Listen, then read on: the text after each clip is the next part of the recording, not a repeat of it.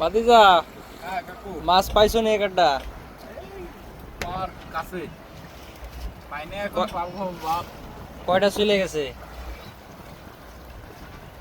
মাছ তো একটাই, যা যা যাওয়ার তো একটাই যায়, দুইটা তো কি আর যায়? তাই ঠকাই দিছিনি? নাহ, মাছ নাই, সব দিবে রাখা গেছে। তুমি নতুন মানুষ, নতুন জায়গায় আইলা, সে সম্পর্কে কিছু বলো। কেমন ফিলিংস হতেছে? আবহাওয়াটা খুব সুন্দর, জায়গাটা খুব সুন্দর। আবার আসলে সুন্দর খুব। কি একটা ফিলিংস। কি মাছ লাগছে?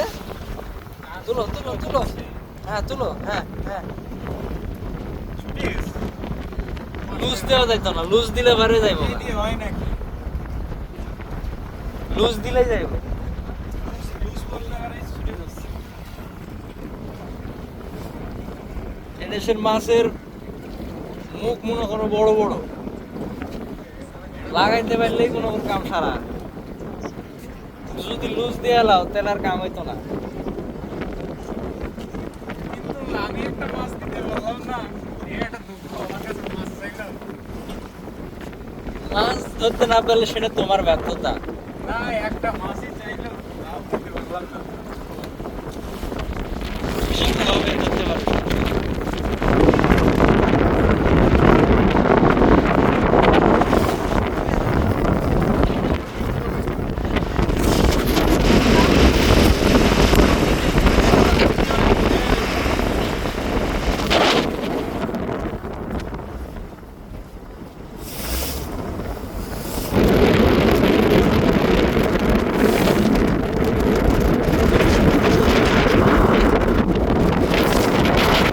যাক, সমস্যা নাই, চেষ্টা করো।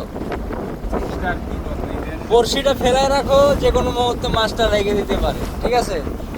এটা একটু ধরে।